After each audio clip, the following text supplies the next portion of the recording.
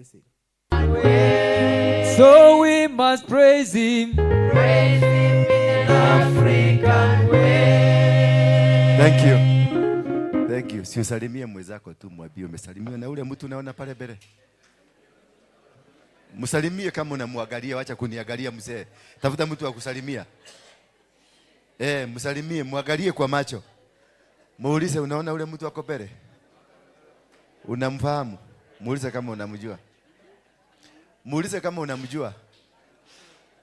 Amekwambiaje? Hakujui? Mwambie ule ndiye alikuwa kiongozi wa Mogeke. Mwambie tu. Yule mtu tulikuwa tunaombea akufe. Mwambie tu. Akakataa kukufa. Asanteni sana. God bless you. Naweza kuketi tu. Ule jamaa amestuka. Baba acha kustuka, ni mimi. Simama tena unione vizuri. Huyo kana jacket ya black. Najua jamaa amestuka. Ameshindwa ate modo wa Mogeke. Ni mimi. Naitwa Dora Waruige.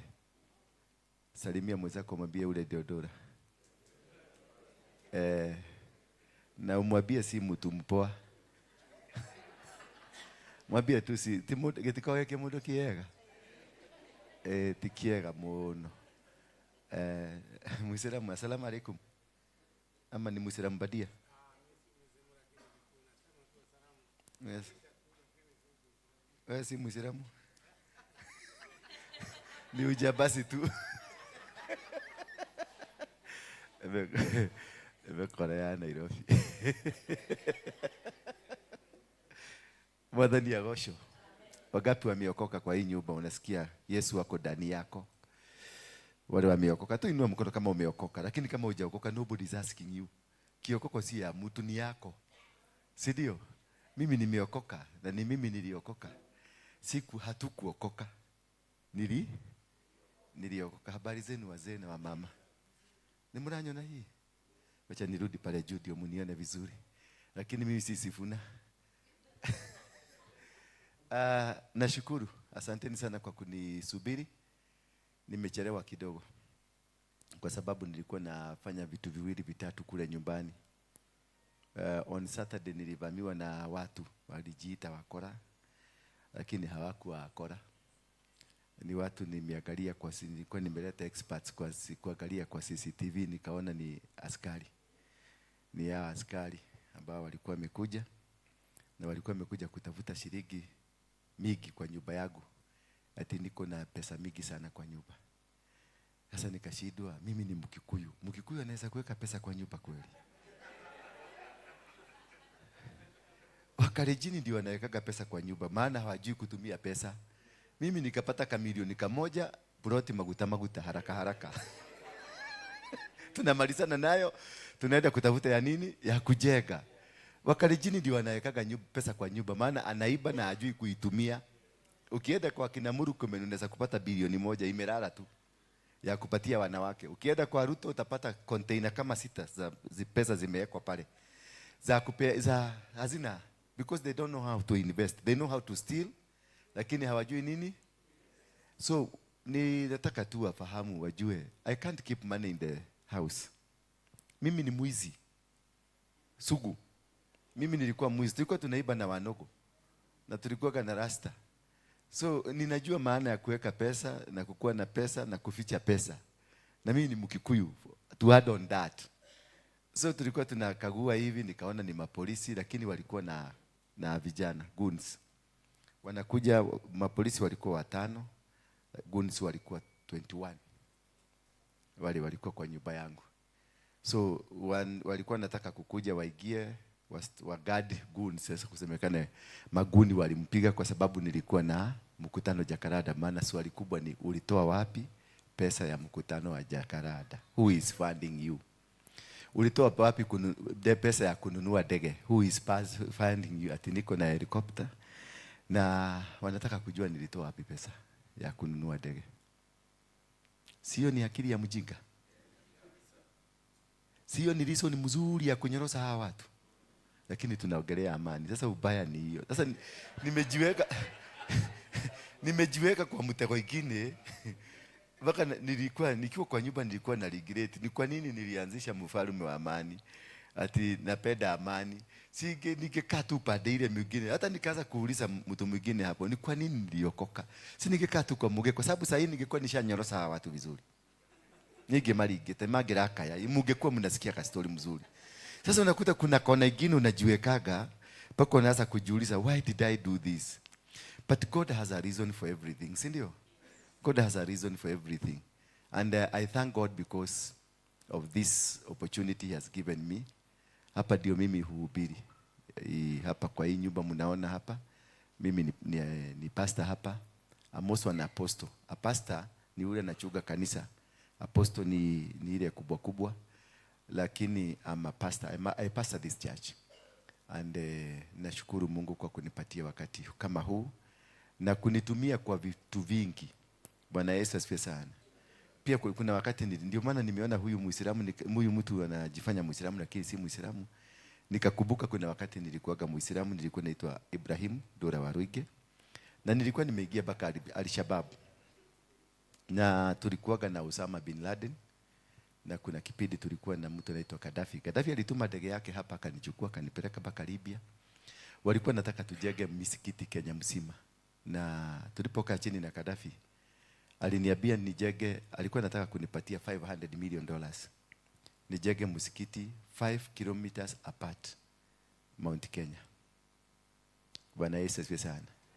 And the strangest thing ambayo niliona na Gaddafi, alikuwa na mapu ya Murang'a. Alikuwa na mapu ya Kiambu. Alikuwa na mapu ya Kirinyaga. Sasa yeye alikuwa ananiambia Gaisha Njiro. You put mosque here. Kandara put mosque here. Maragwa put mosque here. Sasa unakuta alikuwa na map ya Maragwa. Mpaka kwingine nilikuwa nataka sasa karibu nimuulize hapa ni wapi. Na sasa hiyo tuko Tripoli, Libya. Karibu nimuulize hapa kwa sababu nilikuwa hata sijui mahali ananiambia. Na ni kwetu. Meaning these people has a plan, a very strong plan ya kupanga vitu zao. The same thing wakati huo ndio nikakuwa tukakutana na Osama bin Laden. Naye Osama bin Laden akaniambia ataniletea bomu nifuge vijana wa Kikuyu. Wakwende wakalipuke huko. Ndio nasikia kuna watu wanaitwa Mohamed Getau, Ismail Kijogona. Unasikia kuna wengine wanaitwa Al-Haji, Al-Hamin, Mwaniki. Bwana Yesu asifiwe sana. So from Uislamu tena nikakuja nikarudi tena Mugeke. Mimi ndio nilianzisha Mugeke. Tukiwa na mtu anaitwa Maina Jega. Maina Jega ni kaseni yangu. Na mama ya Maina Jega na baba yangu wametoka tumbo moja. Tulianzisha huko Moro wakati kulikuwa na tribal clashes 1988 wakati Moi alikuwa anafukuza Wakikuyu kule. Hapo ndio Mugeke ilianzia. Na tukakuja tukangangana tukajikuta Nairobi. Tuliletwa Nairobi na wase wa Mau Mau. Wakakuja wakatuintroduce kwa wase wengine hapa, ndio tulikutana na mtu anaitwa Gonya Wagakonya. Sasa Gonya Wagakonya si Mau Mau, alikuwa tu jagiri fulani hivi. Alituambia tutoe guo, tufuge shuka. Maana guo ni sawa sugu. Na wasugu lazima tuachane na tabia zao. Alafu akatuambia tukuvute ruara. Tukaanza kuvuta ruara. Na alafu unajifuga mkebe hapa imewekwa korogosho huko ndani. Sasa ukienda unasema na nikajifuga hapa. Na shuka nikatoa. Alafu anatuambia hakuna kuvaa dawa. Sasa nikukaa hivyo. Maana vitu za Mungu hazifugiagwi. Sasa hiyo ndio culture nani? Ya Gonya Wagakonya.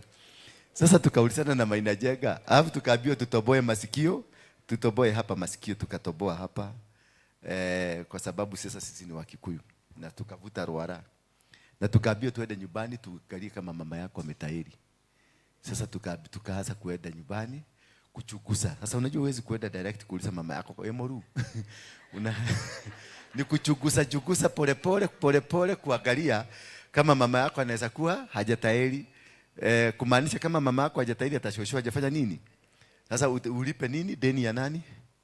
Ya shosho. Ndio nasikia siku hizi wanalipaga deni ya shosho. So nikauliza Maina, hapa unaona namna gani?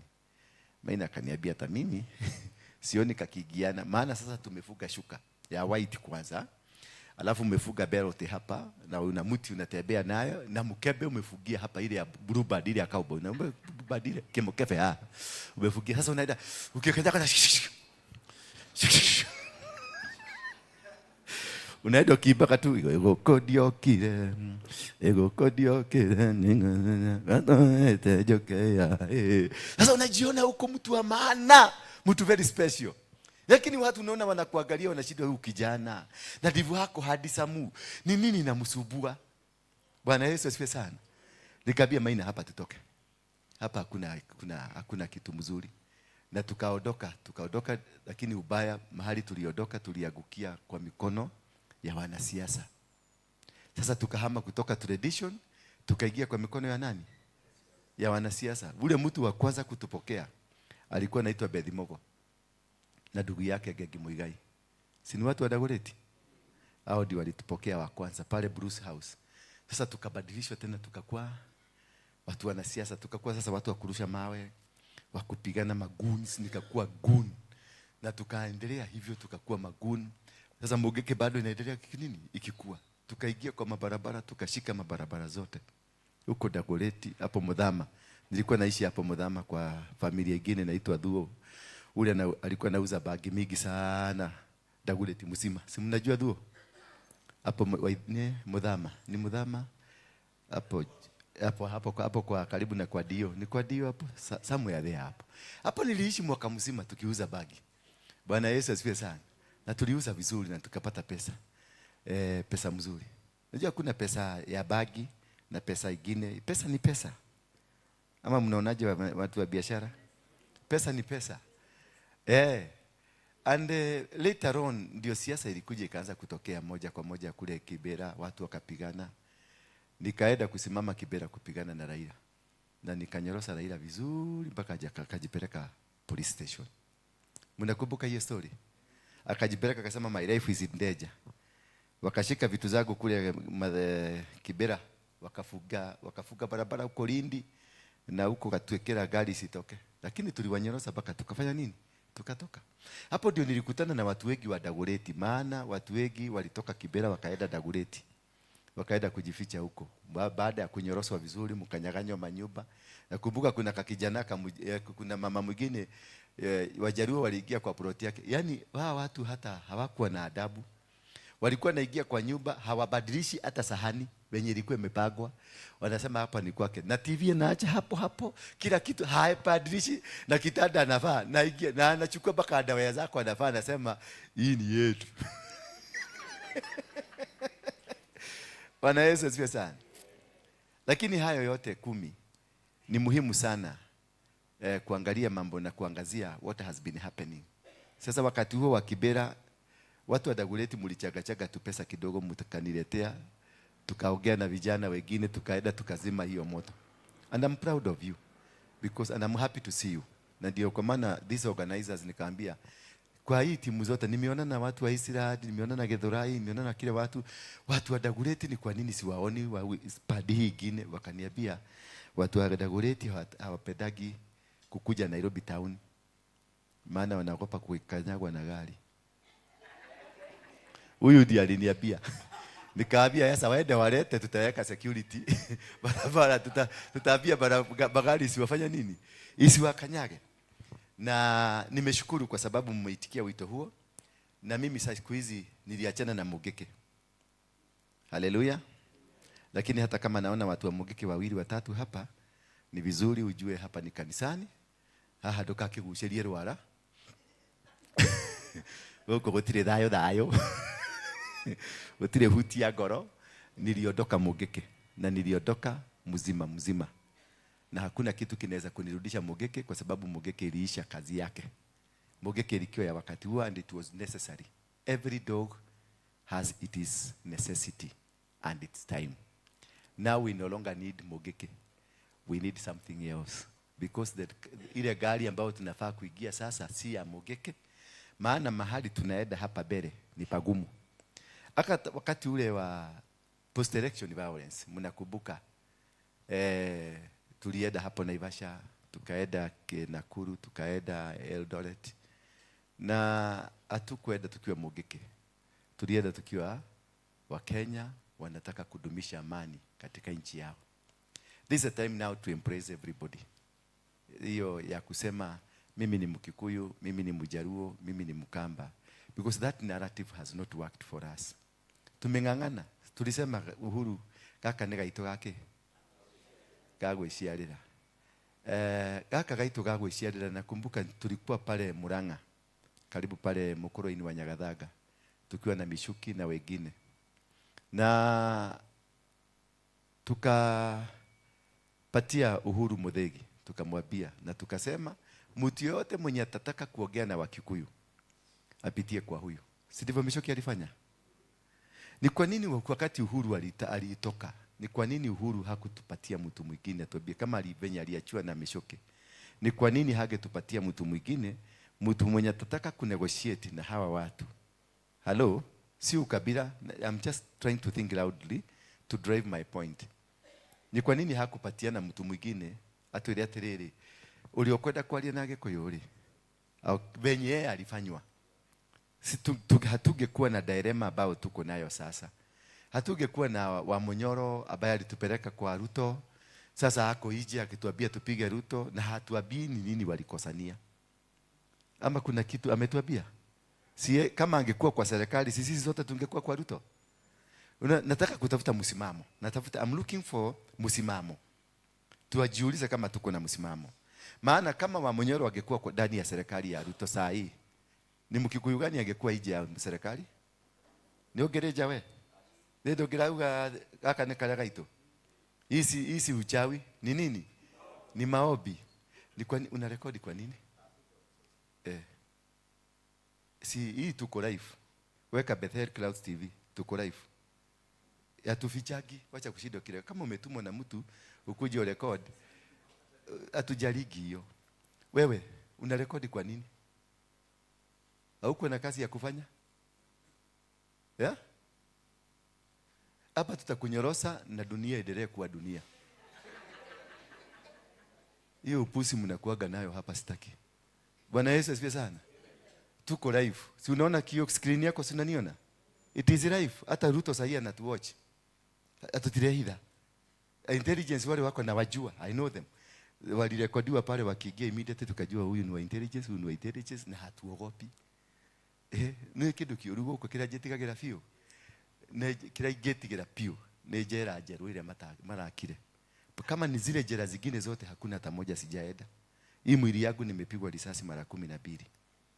Nimehukumiwa mara 2 kunyogwa, mashini ikakataa kuninyoga. So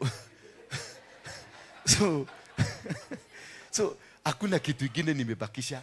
Walikuja wanaume 20, wanaume 25 walikuwa kwa nyumba Saturday saa 1 jioni.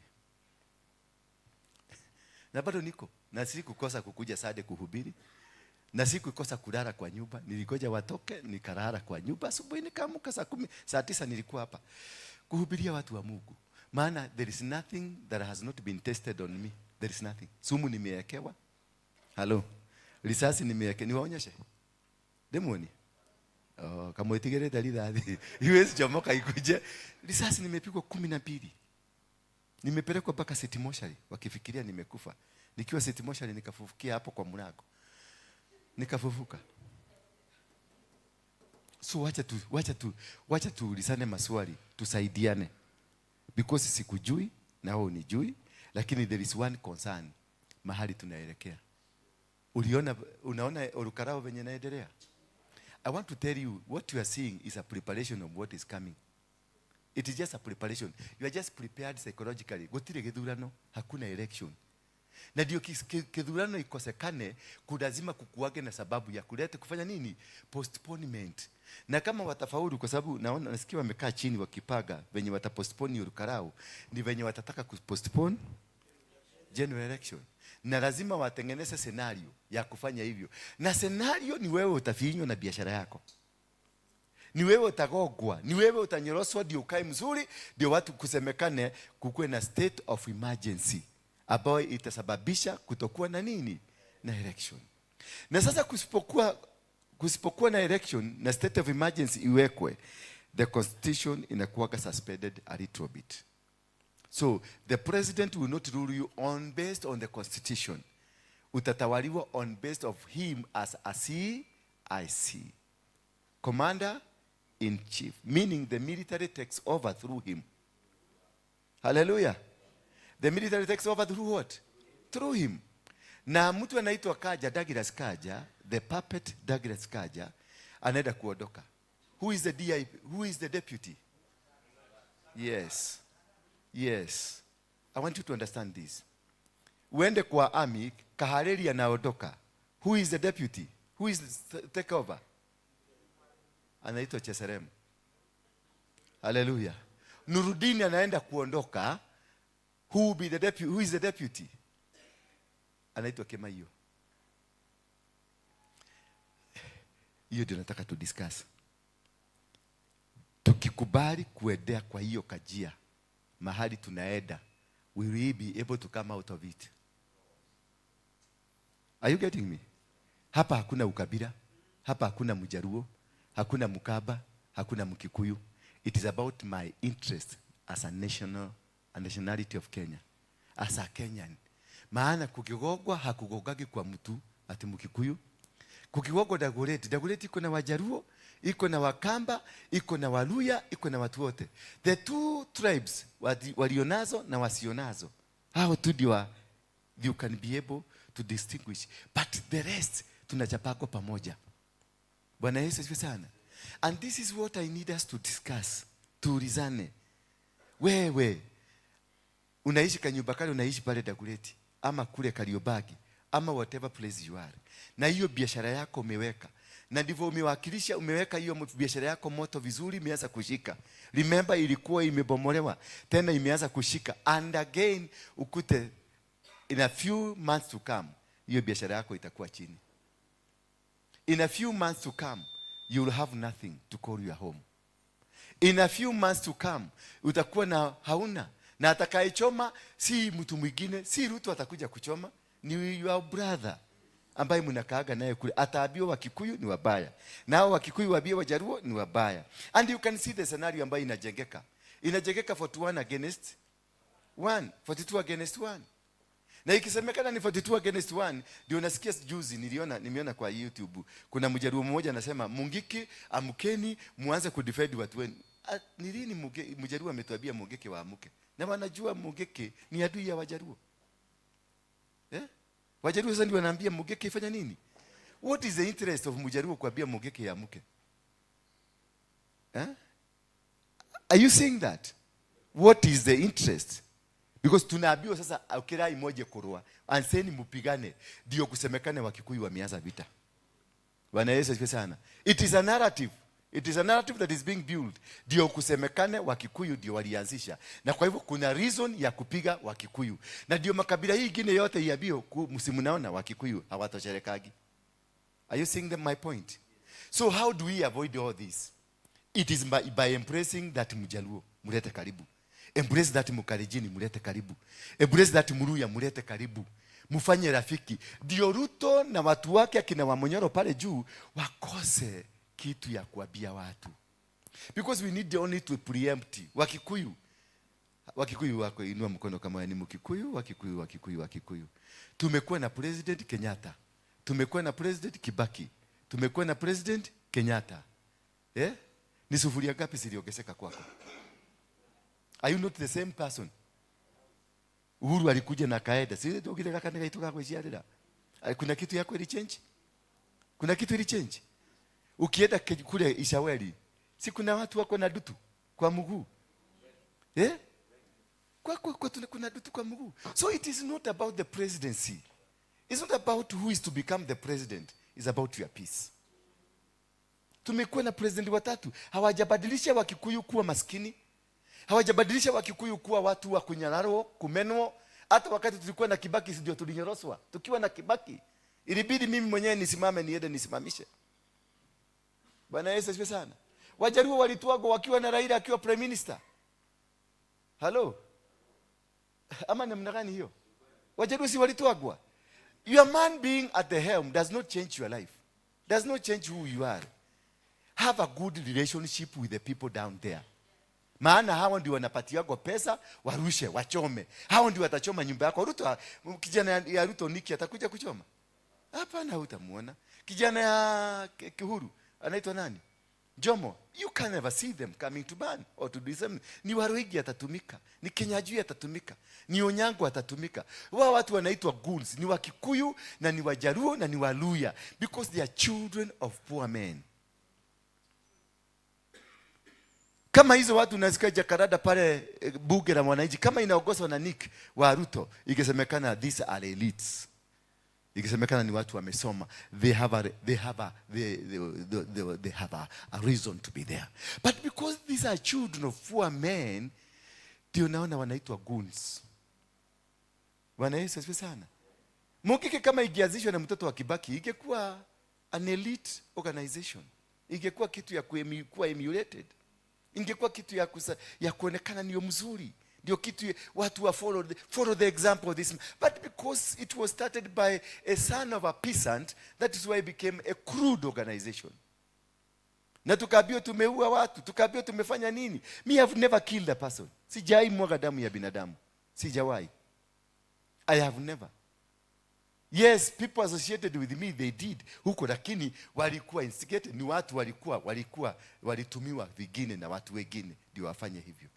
So that is how your sons will be used. That is how you are going to be used. And that is what will happen to you.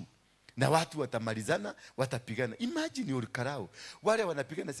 Kuna Mjaruo Olukarau, ni Wakikuyu wanapigana na Wakikuyu. Because of who? Ruto na Wamonyoro.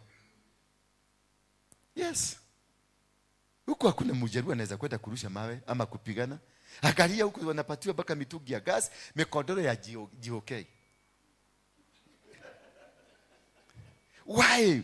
Mtu atoe in the name of Moses Kuria. Uende hospitali, uchukue mikodoro ya wagonjwa. Uende ukapatie mtu ambaye si mgonjwa. What does that mean to us? What about uje Kenyatta? Enda Kenyatta watu wamelala chini. Watu wamelala Kenyatta chini, hawana mahali pa kulala. Maana hakuna mahali pa kulalia. Unaambiwa nunua mkodoro ukuje pata mtu wako alalie. Yetu kuna Moses Kuria alida Jabaito. Huyu mama wa Kirinyaga anaitwa nani Waiguru? Ndio wako huko bribing Kikuyus because of a vote. Why so much interest? Why so much interest in Olukarau? Na Dikiri, kulikuwa na election. Did we have such interest? So just angalia ujiulize, what is being planted? Ni nini inapadwa? Ni nini? Who is provoking us? Who is provoking the people there? And why the provocation? I want you to put yourself, ujipeleke uone beyond 2026 na 2027. Ndio uone, utaona kale kalikuwa 206 na 207 na 208 kalikuwa kama mtoto. Sasa shosho amekuja na kukaa amekuja, and they are ready for the battle. Where will you be? What will you be doing? Siku hiyo at least tulipata Kenyatta alikuwa na nini, tukarudisha kazi yetu. Do you expect these people now to allow you to settle? Kama wameingia Kiambu wanaichukua mashamba ya Kiambu by force by fire, nikabiashara kako, nikawela kako, nikabiashara kako. So I'm talking to you as a brother. I'm not talking to you unifuate. I'm talking to you as a brother. Because I can see, I've been there, I can see. You are being pitted against a Luo who is your brother. You are being pitted against a Kalenjin who is your brother. By somebody who has an interest somewhere. Mtu wako na interest ingine, about si interest mzuri. So it's upon us as brothers and sisters, one thing to answer here, to get amani. Raise these people, the Luos, the Kalenjin, bring them as brothers together. The only way to disarm these people from destroying you, it is by the building peace around ourselves.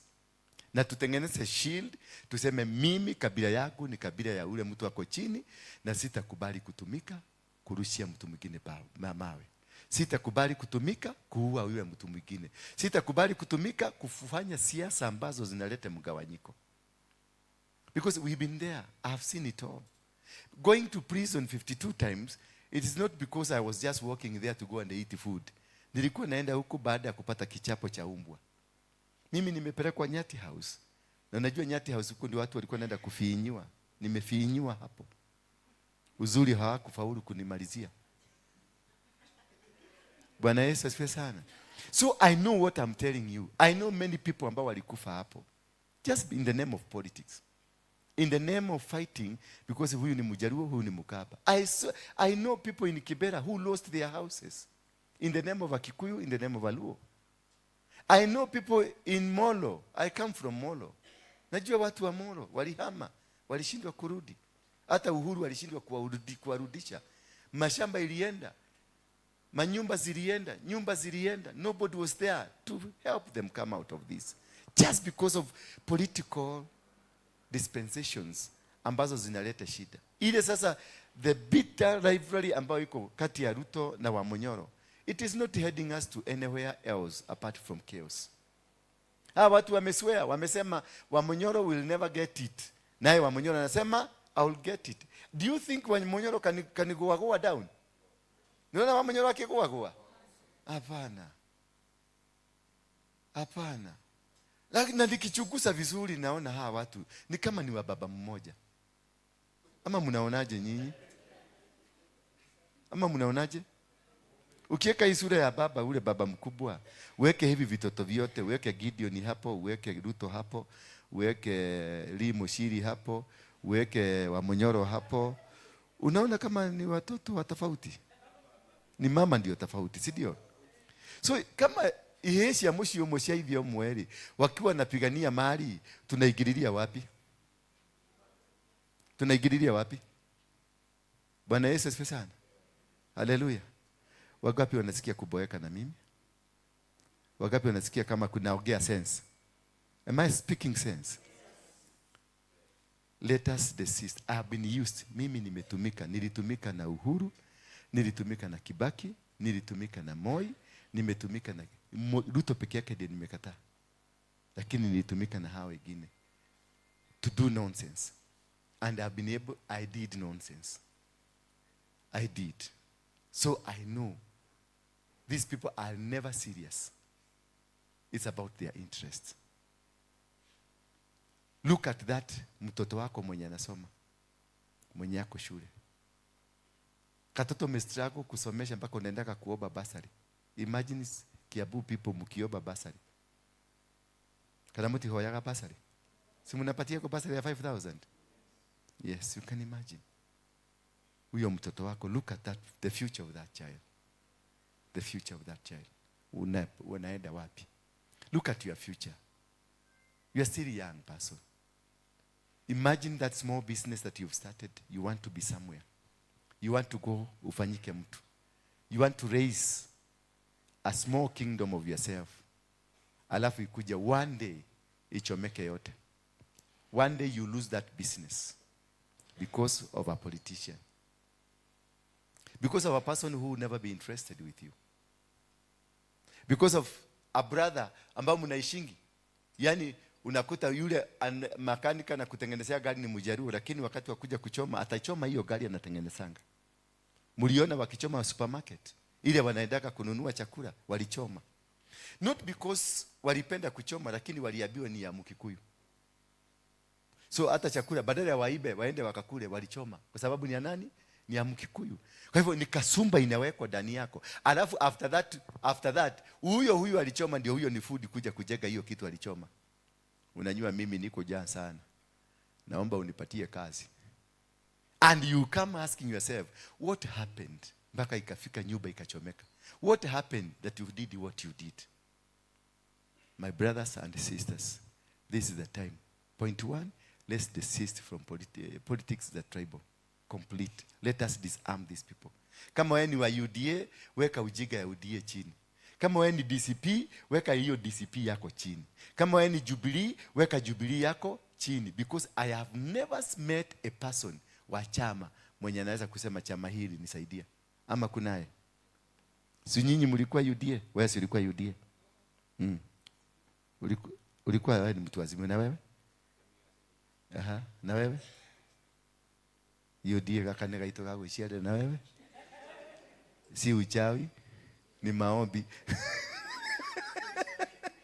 Si ushawi, ni maombi. Bwana Yesu asifiwe sana. Angalia, huyu ni mtu wa Jubilee, Azimio, na ule ni mtu.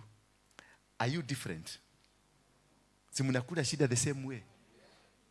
Yes, the same problem, the same challenge, the same thing happening to you at the same time. Na wale mlikuwa mnapigana, si ushawi, ni maombi. Si ushawi, ni maombi. Sasa si ushawi, ni maombi. Sasa hiyo ushawi ili, kwa sababu sasa wewe sasa umehama umeenda DCP. Si ndio? Wewe uko UDA. Uja decide na wewe bado uko UDA. Ulihama. Sasa hii ushawi ilikuja maombi ilikuja kabadilikaje ikakuwa ushawi? Kwa sababu ilikuwa ni maombi. Ilikuja kabadilikaje? Wewe mwana umehama, wewe ni wa DCP. Mahoya maya magarurukirie te magituka ushawi. Kama wahoyaga Ngai uriko? Kwani mlikuwa mnaombaga Mungu gani? Maana ni Mungu mliomba Mungu. Mkashida na mkasema si ushawi, ni maombi. Maombi ilikuwa ya shetani ama ilikuwa ya Mungu? God is the same God today, the same God tomorrow, and the same God forever. How come did Mungu wako alibadilika aje kara? Nasikia sasa ni wa yellow ama ni wa green? Ni kitendo. Na ni Mungu wako. Kwani Mungu alibadilika? Bado mbona msiorganize maombi muombea huyo mtu? Maana ni maombi mliomba. Mkamweka hapo. Hiyo maombi mlitumia ya kumweka hapo. Haiwezi kutumika kumbadilisha kuwe mtu mzuri. Why sasa amekuwa, mbona amekuwa mbaya kwa nini? Mungu yenu alienda litaya. Ama ako Dubai, amechelewa Dubai. Alienda kabadilika akakuwa Muislamu. Because that could be a fake God. That could be a completely fake God. Kama huyu Mungu mimi Mungu wangu ni yule ule. Mimi ni Mungu ule wa zamani, ndio wa sasa na ndiye atakayekuwa. He will never change. So my God will never mislead me. Hallelujah. My God will never mislead me. He will only change me from doing wrong things to good things. Mimi watu waliomba, walifuga, wakaomba, mama yangu walifuga, watu wengi walifuga, kulitengenezeka grupu nitoke kwa Mugike. Na nikatoka kwa Mugike. Nikakuja sasa niko hapa. Mama yangu alikuwa naomba, "Baba nitakuhoya." Leo kagarura mwana uyu wakwa. Akathie kigongone ni ahujagiria andu. Si niko hapa. Yes. Maana ya maombi ya mama yangu aliniombea. Sasa hii maombi ya Ruto, mliombea Ruto ndiye akue, imegeukaje? Sasa wewe nyinyi na Ruto, nani mchawi? Nani mchawi? Yes. Because Ruto anaendelea na ile kazi. Ruto tuliambiwa na Uhuru alifanya ni mwizi. Si ndio tuliambiwa na Uhuru ni mwizi? Tukaambiwa na Uhuru ni muuaji. Tukaambiwa na Uhuru ni amefanya. Ameacha kufanya? Kuna kitu amewacha? Tulisema tunataka nani? Huyo mwizi. Si ameendelea na kazi yake. So this man is in his God. Completely in his God and doing the will of his God. So who was wrong? Yes. You never haukwenda kuuliza Mungu kumuuliza, is this your man? Lakini ulikuja kusukuma mtu akakalia na amekalia na ataendelea. Let me tell you one thing. Tukiendelea na hiyo ujinga tuko nayo, huyu jamaa ako na miaka ingine apart from 5, ako na miaka ingine 3. Apart from 5, ako na miaka ingine ngapi? 3. Katika mwaka hiyo ya 3, hakuna mtu atakuwa pamoja na yule mwingine. He is preparing himself for a life presidency. Ile ya kuchaguliago kama Museveni, ile kama ya Kagame. This is what he is preparing. Hello? And he is already 2027 is a gone case. Wacha Wamonyoro arudi kule Wamonyoro apige makelele yake. It is a gone case. Election zifanyika hata Ole Karau. Mukilete ya Ole Karau, mkujie milioni 1 hapa. Mukilete ya Ole Karau. Hiyo. Wacha hivyo mnasema ati mko na materu uko na nini? Uhuru alikuwa president. Hello? Alikuwa na Raila. Hello? Alikuwa na intelligence. Hello? Alikuwa na system. Hello? Hello? Sasa Ruto ndio president na intelligence na policy na IBC.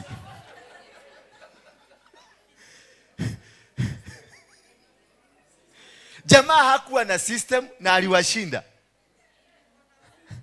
Hello? Hakuwa na system na alifanya nini? Alikuwa na baba mwenye kupuru crowds. Alikuwa na president anaitwa Ruto na alikuwa na pesa ya state. Hello? Alibu ni mosho kama mushidi hao Ole Karau. Ka constituency kaiga nogu. Yeah? Mutafinya? Thank you. Thank you. Thank you. I'll pray for you to win that. I'll pray. But I don't see.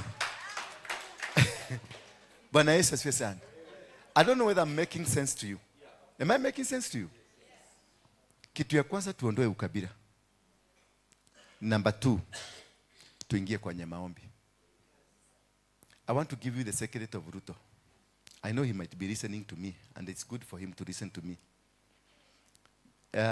Ruto is not an ordinary human being. Are you getting me? He is not an ordinary human being. Si mtu wa kura. Si mtu wa kushinda with your line mupage line mushide. No. This person is spiritually more powerful than what you think. Si Mukristo. Ruto has never been a Christian. He has never. Ruto is an actor. Bwana Yesu asifiwe sana. Ruto tumuite kwa tajua wa mwenye wake muita ate. Gadhogo kama achana Kaogo. Kaogo ni wewe. Gadhogo kutoka kuzaliwa kwake kwa tumbo yake. He was not born a human being. He was born a spirit. Ruto na watu kama Jeremiah, watu kama Moses, watu kama Elijah is one and the same. There are 2 types of people born, of the spirit of the devil and of the spirit of God. There people are on an assignment. They come here on earth kwenye assignment. Na ile kitu amemulika hashidagwi. Na akishikilia ameshika barabara. Ukiona kapath ka Ruto venye kamekuja kutoka wakati kuna wimbo wanaikanaibaga kakiwa shule. Unaona hiyo wimbo? Mnaona naiba? Hiyo wimbo naibaga waje nani wanajua? Kuna akibia Moi, walikuwa na ubia Moi na alikuwa lead ndio alikuwa kanaongoza vitoto vinatoshana hivi. Ukimwangalia mpaka kuikuja kuchuga kuku kuwapata hivyo, akakuwa youth for KANU, akapada alikuwa university, akapada akakuja akakuwa MP, akapada akakuja akakuwa kila kitu, akapigana vita, akakuja mpaka akakuwa president.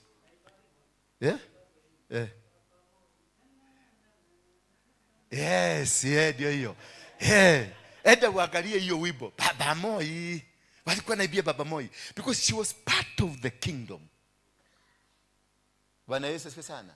There are people who are path zao zimetengenezeka towards either good or towards either bad.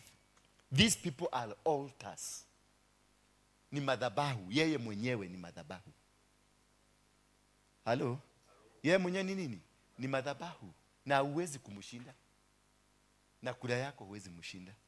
Na mipango yako huwezi mshinda. Because he is on a path. Only what you need to discover from him, which kind of a path anatumia. Ndio uelewe this path ya huyu mtu ni ya shetani. So, kama ni path ya shetani, unijue urudi mpadi ya Mungu. Ndio mumushide. Are you getting me? Kwa hivyo lete. Umeitafuta kwekwe. Alikuwa anasema kwekwe wangolewe. Lete.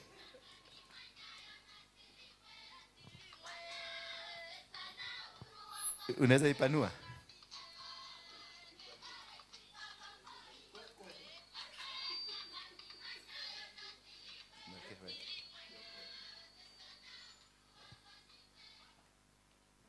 Weka hiyo. Ukaone hapo. Kalikuwa kanasema sisi ni kwekwe. Ako, ndio yako.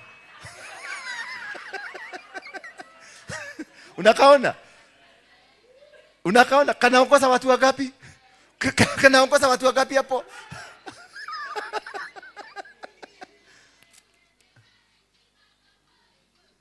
Kwekwe. Nasikia mimi nakasema kwekwe.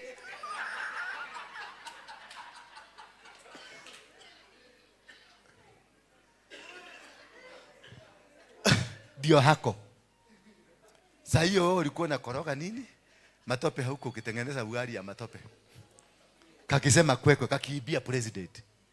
I want you to understand the kind of a man you are dealing with. It is not Uhuru Kenyatta. Hello? The kind of a man you are dealing with, it is not Uhuru Kenyatta. It's not Mwai Kibaki. It is not Raila Odinga. This is a different man altogether. It is not about Wamonyoro kujipiga kifua. Naona naambia Sifuna wasiende huko, angekubali Sifuna wangemsaidia. Anataka kuchukua victory ati asemekane ni yeye,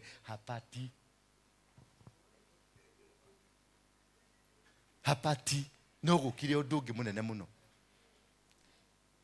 Angekubali watu wote waende wangangane hiyo kitu. Ndio wakishindwa aseme tulishindwa tukiwa wengi.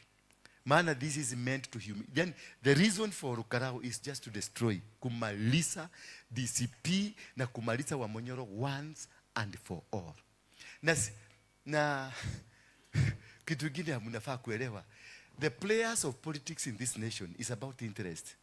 You may find, unaweza ukute baka Uhuru wako pande ya Ruto. Yes.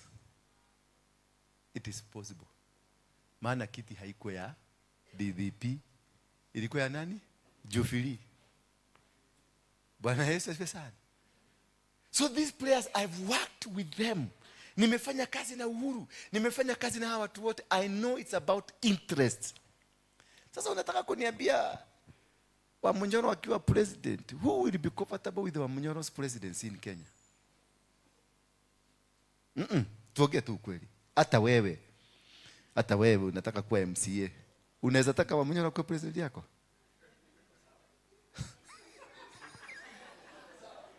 Siwezi. 99% of this country will never want a Wamonyoro president. They will want Wamonyoro to clear the road, but not him to be the president. Yes.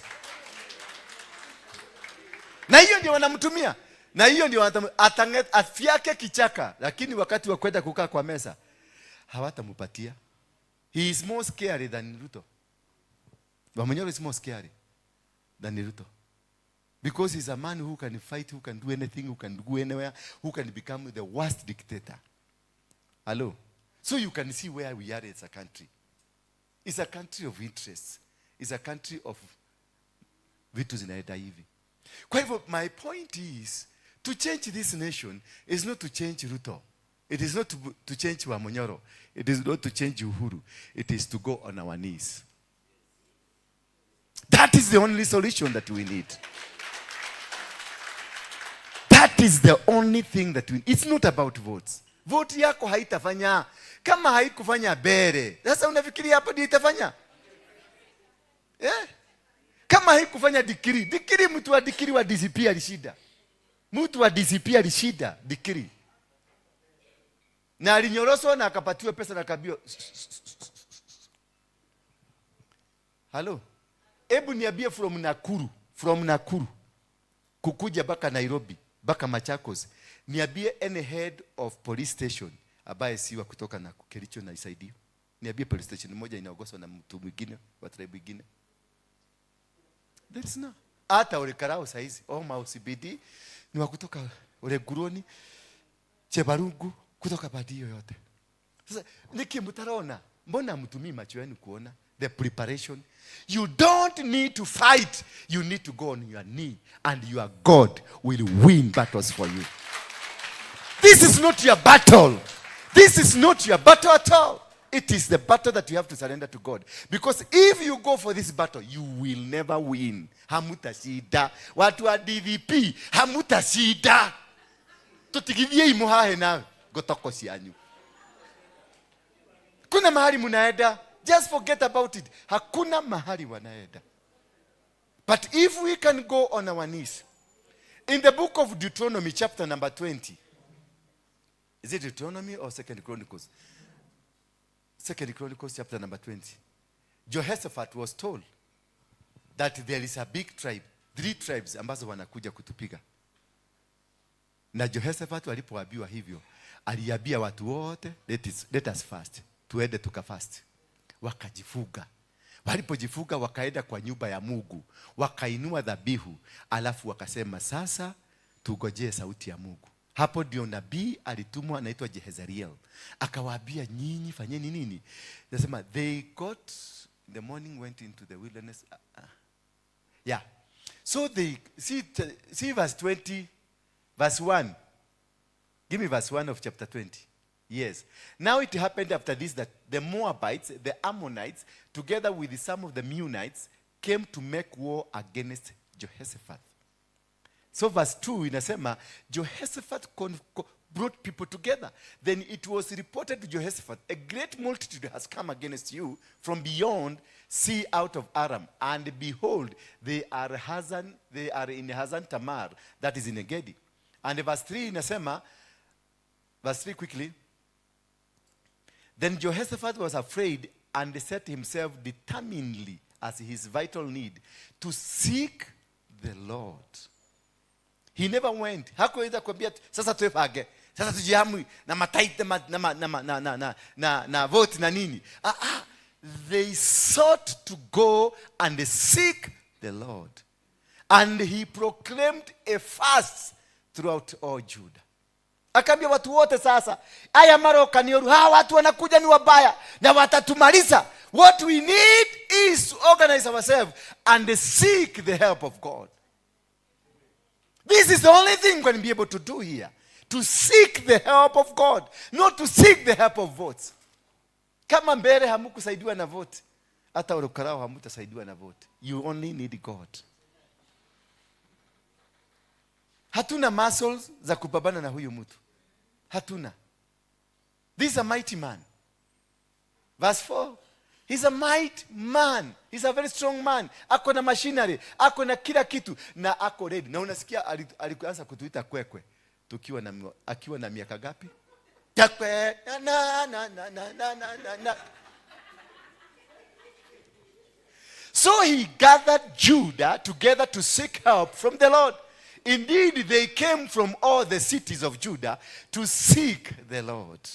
They came from all the cities. And that is why I'm organizing from Eastland. That is why I'm organizing from Westland, from Northland, from Southland. Tushikane pamoja. Tukuje tupige magoti chini. Tuambie Mungu, now we cannot make it. Now we cannot be able to do it. It is you. Bwana Yesu asifiwe sana. Abia mwenzako, tuache ujinga kidogo sasa. Mwambie kwa uvumilivu, si kwa matusi, kwa uvumilivu tu. Mwambie sasa tutawacha ujinga. Tutafute Mungu kwanza. Hiyo kanisa yako uweke chini. Hiyo dini yako uweke chini. Hiyo chama yako uweke chini. Tuweke miguu yetu hapa chini. And we will see God. And God will liberate. Huyu mtu hatatolewa na kula. Atatolewa na Mungu. Yes. Ukiona mtu anatoka hapa anaenda huko, anaenda anatolewa damu yote tena anakuja na anaendelea na kusurvive dunia. Wewe hebu tolewa yako moja. Tolewa tu kidogo. Uone kama dogo kuwa. Tolewa tu. Tolewa painti mbili tu. Uone kama hautazirai. Huyu azirai. Anatolewa na anakuja na anaingia kwa siasa. Anaendelea kupatiana mataito. Na dunia inaendelea kuwa hivyo. Mnasema naenda na private jet na naenda na ingine kesho. Mtamfanya? Mutadu? Number 3, we must denounce what we made ourselves to become. Wakati mlisema mkajiita hasira. Do you know who is a hasira? Who is a hasira? Hebu tusomee kwa dictionary hapo kama uko nayo. Angalia dictionary, mtu atusomee. Ni mtu wa kung'ang'ana. Mtu ambaye ni shagla bagara. Mtu hajielewi. Kwa nini umenichukia hivyo? Siongei pointi yako. Unaitwa nani? Karo nani? Kwambuka. Karo Kwambuka. Na kiota ya. Ngainga. Kisia rai. Chobo. Chobo. Angina ikonge. Umepata hasira?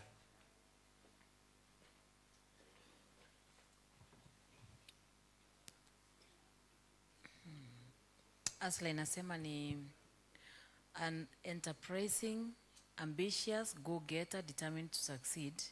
Lakini depending on the context, it can also mean a con artist who tricks people for money, a person who aggressively pushes the rule to win, or an informal term for a sex worker. A con. So hasra, watu wa UDA wote inua mkono juu. Watu wale walikuwa wa UDA, mimi nilikuwa huko, inua mkono. Watu wale tulikuwa wa UDA.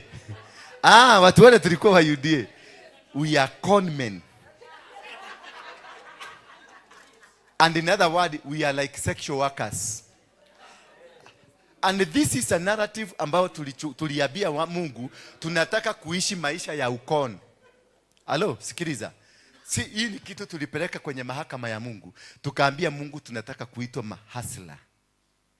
So the suffering we are facing today, it is because there is a narrative ulijiwekea in the spiritual realm. Sasa it is manifesting now. That is why every one of you is struggling. Na mnasema Ruto ameiba pesa yako. Si ndio? Ameiba pesa. See, that's what we are saying. Ni pesa ngapi yako ameiba? Kwa akaunti yako, ende uangalie kwa akaunti yako uone kama kuna pesa imepotea. Ni pesa ya kushika na Ruto yete. Sigana. Kuma akaunti ni yako.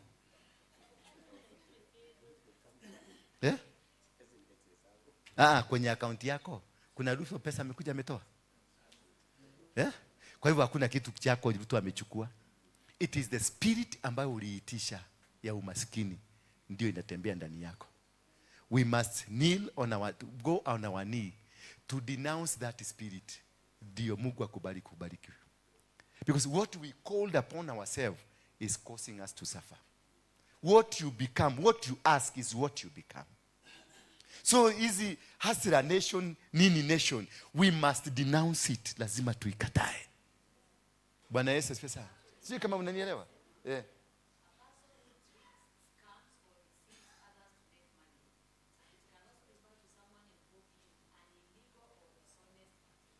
Yes. Is that not what Ruto is? And we put him there with a spiritual mandate. Maana kina Wairimu na kina mapasta sisi ndio tulimwombea kule State House ya Karen. Si ni mapasta walimwombea? Tukaweka hii kitu kikae ikuwe a spiritual impartation on this man. Is he doing the same? We crowned him the high priest of that. So hakuna pesa yako anaiba, anafanya ile kazi tulimtuma. He is just exactly doing what we called him to do in the spiritual realm. So hakuna makosa Ruto amefanya. Hapana, ni sisi tulimwombea. Hata mimi nilikuwa Karen tukimwombea. Yes, sisi tukasema sisi ni mahasira. Wairimu akashika Ruto, akaombea Ruto mpaka Ruto kakalia.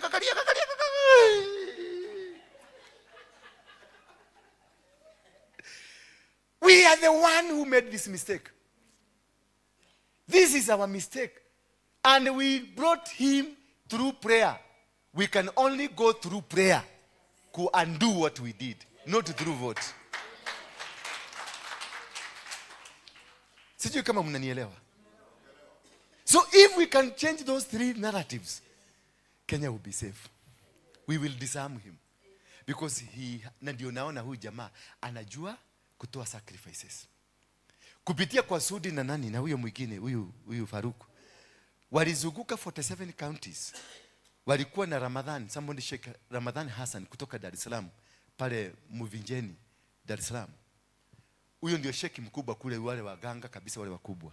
Alizunguka 47 counties akizika mbuzi mweupe aliye hai in 47 counties.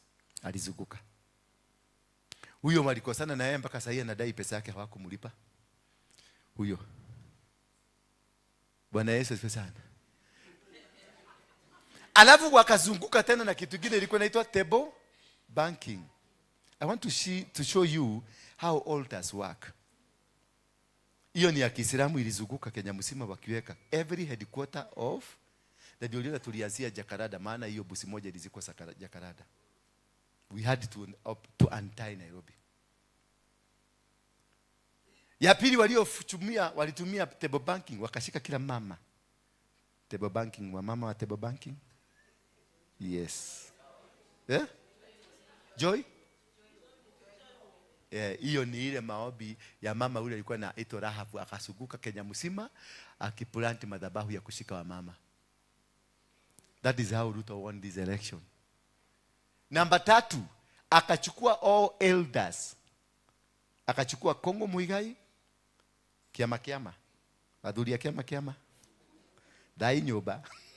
Dai rege. Dai gatatu. Utiagoro. Wazee wa Kikuyu wote wakakusanywa, wakapelekwa kule, wakamuinulia madhabahu ya Wakikuyu. Akachukua wazee wa Talamu, akachukua wazee wa Giriama, akachukua wazee wa Turukana, akachukua all the elders wote in the country. He gave them a sacrifice. Akatoa dhabihu yake kwao. Akamalizana na hao. Akaingia all Pentecostal churches ambazo zilikuwa na influence in the city. Akaenda kwa Kayole kwa Bishop Megwe, akatoa 5,000,000. Akaenda kwa Mwai, akatoa 5,000,000. Akaenda kwa all the people that, and he targeted the origination of those people.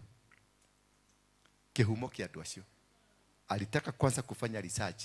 Huyu mtu ametoka Murang'a ama ametoka Kiambu. Hakudili na mtu. Wakati mmoja alichagua Megwe because alijua Megwe ni wa wapi. Akachagua Mwai kwa sababu alijua Mwai ni wa wapi. Akachagua mtu mwingine kwa sababu alijua mtu huyo mwingine ni wa wapi. Are you getting me?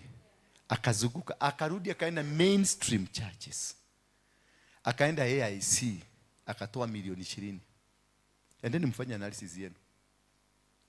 Akaenda independent, akajenga independent church pale Keno. Pale Uhuru alikuwa anawapiga na tear gas. In Kenya you can never rule, you cannot rule Kenya without independent church.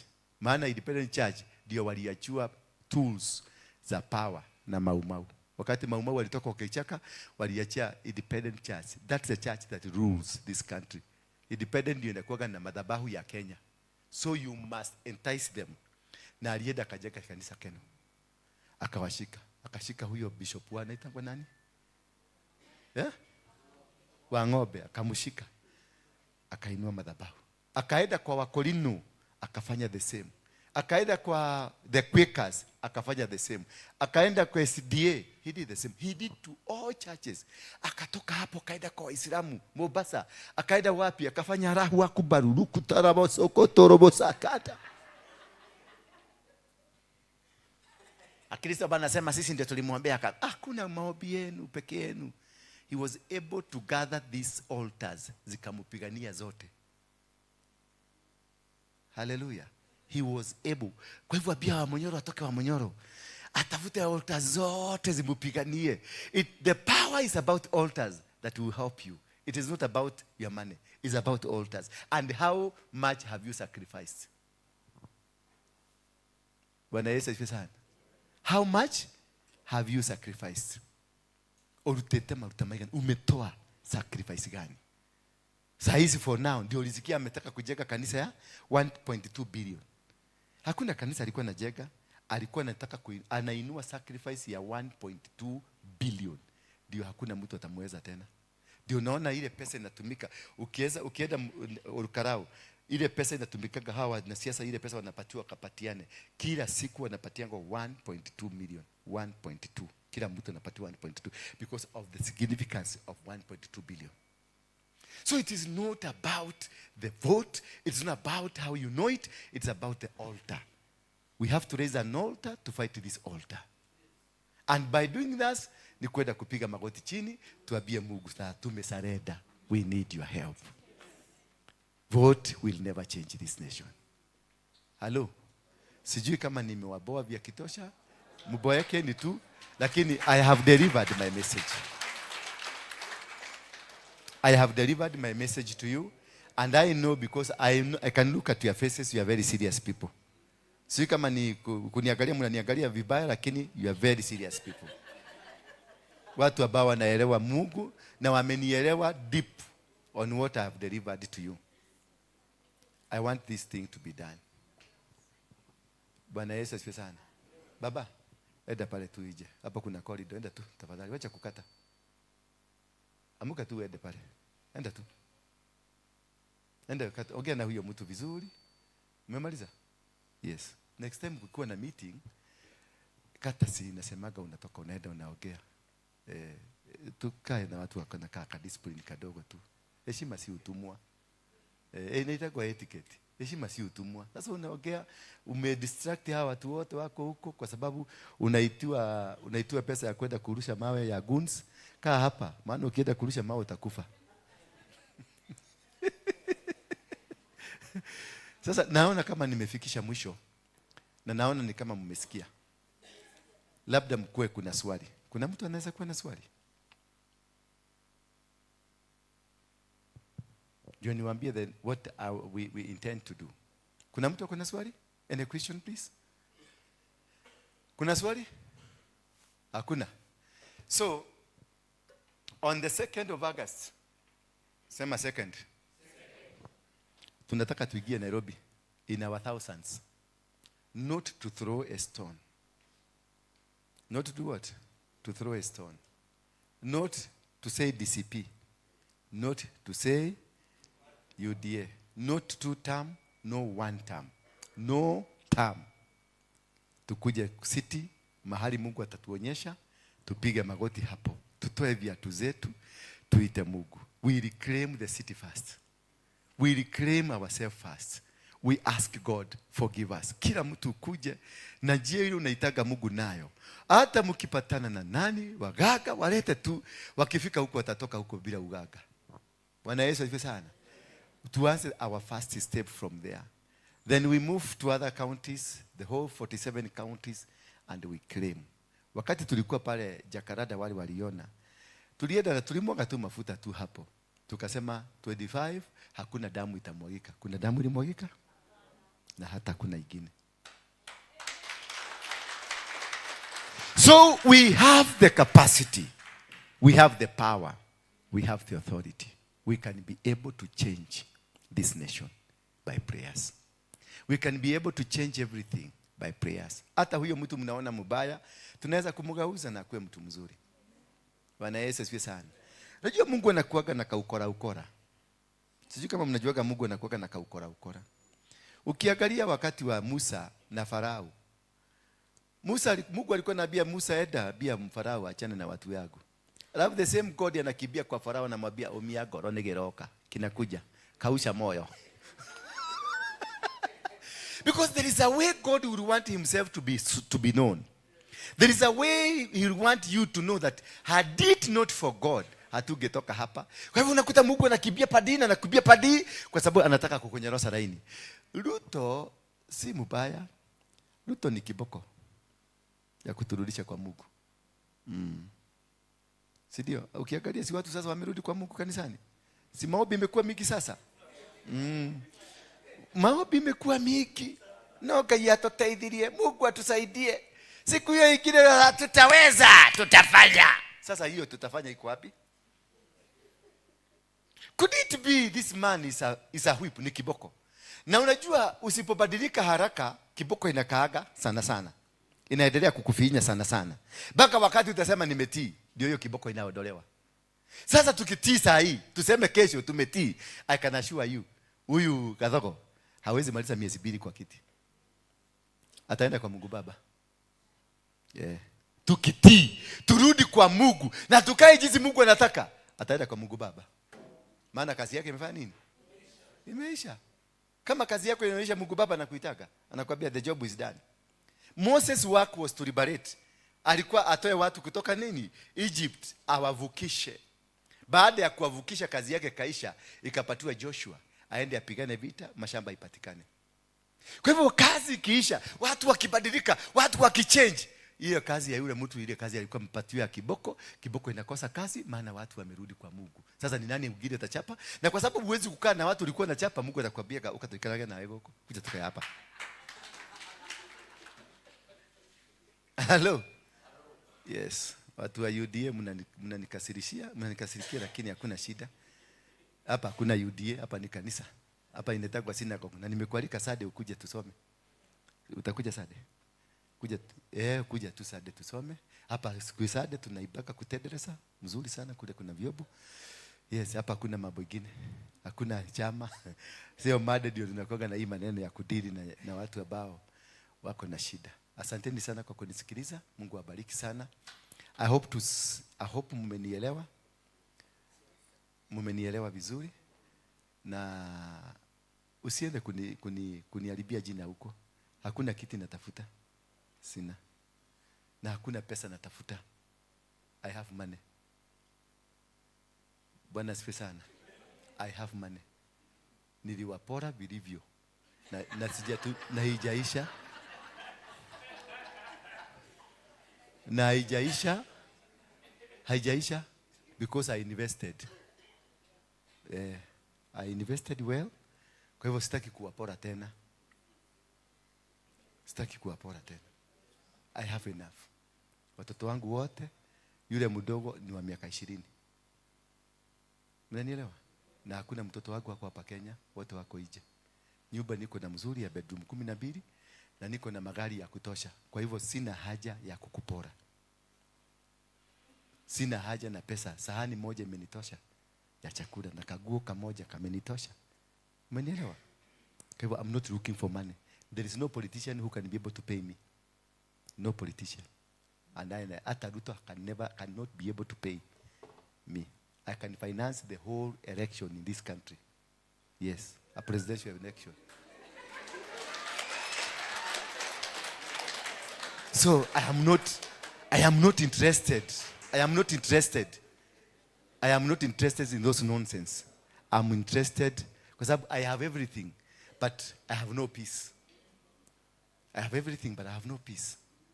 Unaweza kuwa na kila kitu, but there is no peace. When you see your brother is suffering, when you see your sister is suffering, then you can't say that God is with you. You need to help each and everyone to stand. Na msianze kukuja kwangu ati mnakuja kuchukua pesa hapa. Sina pesa ya kupatiana. You have to work for it. Ati daigwi ena pesa nyingi mna. Najua Wakikuyu.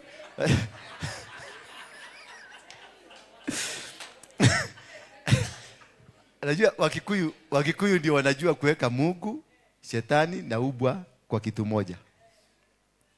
Kai kuiwe besha tagoma.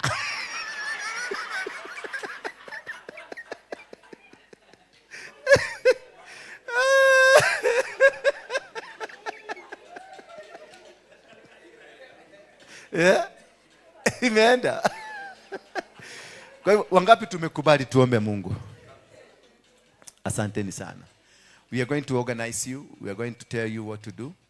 We need to get, kama tutaweza kuweza Nairobi mzima, Kayole, Dagoretti, Kibera, zote tuingie kwa, tuvamie city, tukave city yote. Because there are so many things hapa, zimefanyika hapa mjuagi. Ukiingia hapa kwa hii roundabout hapa, kuna kitu umeona hapo katikati? Inaitwa nini? Ni monument. Yeah? Ama inaitwa nini? Yeah?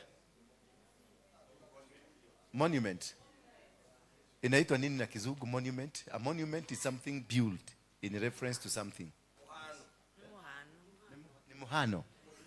Muhiano. Hiyo muhiano. Hiyo mchogo ni nini hiyo? According na wewe.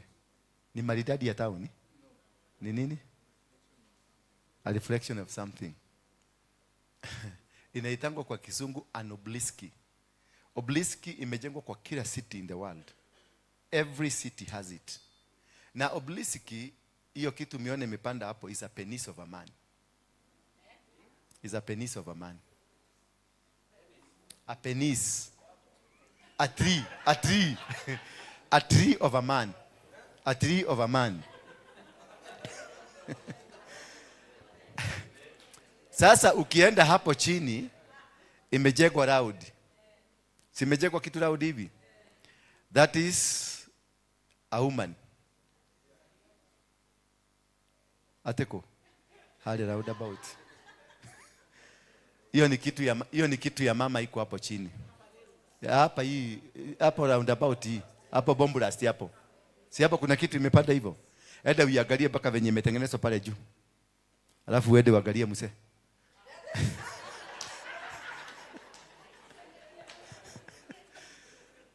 Sasa maana ya hiyo ni nini? The reason of an obelisk is an altar of sexual immorality in a nation. Ndio nakuta saa hizi gay wameongezeka na lesbians wameongezeka kwa wiki sana. Because it was planted there by somebody I know, kwa sababu alikuwa anataka kiti. Na ndio hiyo ilifanya apate kiti. This is a powerful altar. Ni madhabahu. Ukienda KICC ni nini? Wale wajui, wale wanajua KICC. Wale mumeenda ni nini? Nini ya nini? Ya puda. Ni sexual organ ya puda. KICC. So hiyo ilidesigniwa na mtu anaitwa Motiso. Ndio walidesign sexual organ ya puda kwa nini? Sasa najua msichana niuliza huko juu imekaa hivi, imekaa hivyo. Kata hiyo kitu, hiyo kisahani iko huko. Nenda pale chini kuna kanyumba kamejengwa hapo kado. Kakate ukapeleke pale juu. Imekamilika. Imekamilika. Why do we have a sexual organ ya puda in the middle of the city and in every currency? Kwa noti zako zote that sexual organ iko kwa noti yako. Na wamekataa kuitoa. Those are the altars that rule the world. They rule our life. Angalia noti yako hapo nyuma. Uko na noti? Wewe na noti? Dole na cash. Tuwapeleka sema mafati, sema natadi. Hebu noti yako, anoti kana. Haya. Na unajua kiendacho kwa mganga hakirudi.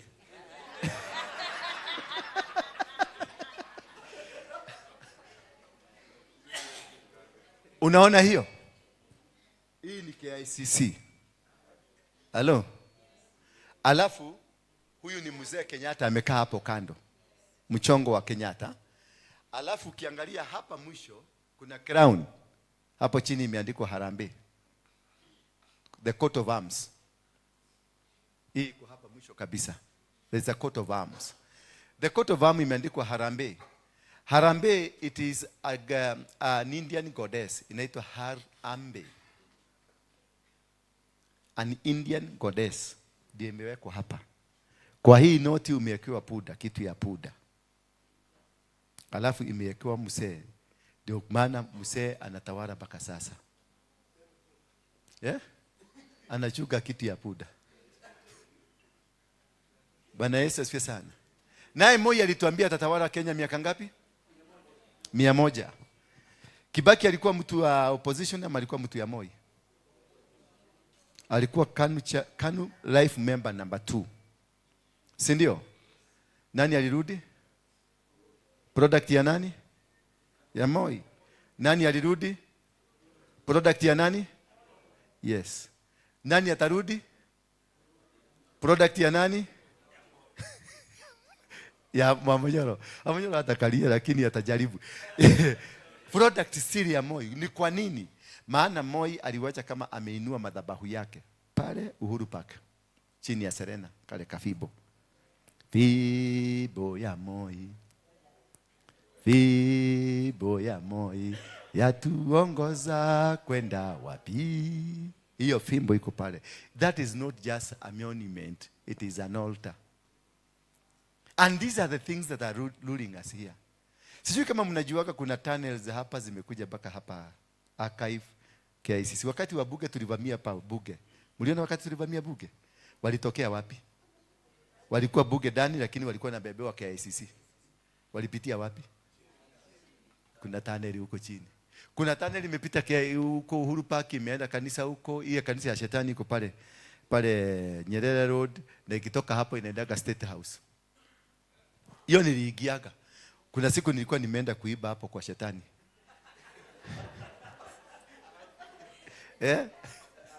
Sikufaulu. The only thing nilishindwa ni kuiba kwa shetani. Hiyo ndio nilishindwa tu, maana kulitokea skeleton 3 ambazo zilitufukusa huko ndani vibaya sana. Skeleton 3 iko na macho lakini huko hakuna nyama, ni mifupa tu inatebeki kuja hivi. Pale Nyerere Road. Hapo kuna tunnel imetoka hapo imeenda State House, kuna tunnel imetoka hapo imeenda St. Andrews Cathedral, St. Andrews, ingine imetoka Holy Basilica imeenda Holy Basilica kafika hiyo, ingine imeingia hapo Serena, ingine imeteremka mpaka Parliament, imeteremka KICC, imeenda archive pale. Because Kenya and Nairobi, Nairobi it's not just a city. Nairobi is not just a city. It is a portal that rules the world. That is why the entire world is interested in Kenya. The entire world. Ndio unaonanga wakati G7 wanakutanaga lazima uone kama Kenya kako hapo. Kaburaki kako hapo nyuma. Trump akiwa hapa mbele, wazungu wote wakiwa kuna kama Kenya kaburaki. Masikio imeruka hivi na ingine imeruka hivi kada kapi, because he is needed in the control of the world.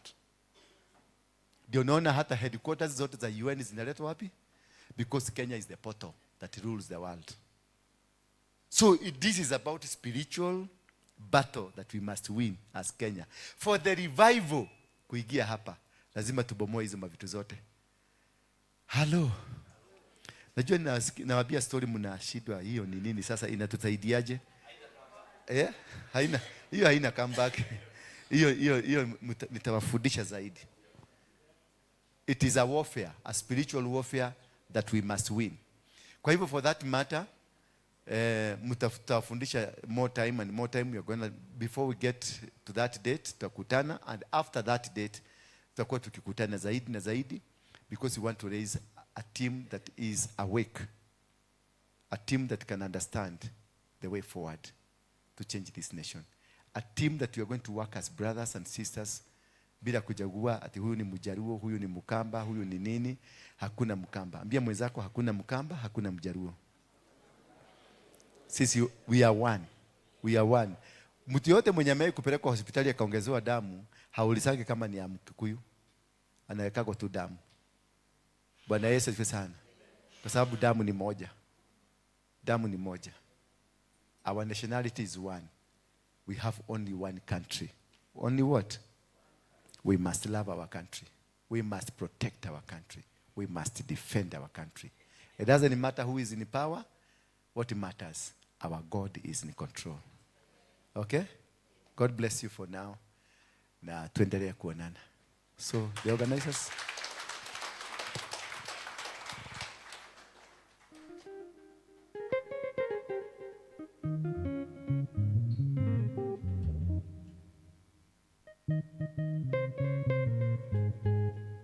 Bethel Clouds TV, empowering lives.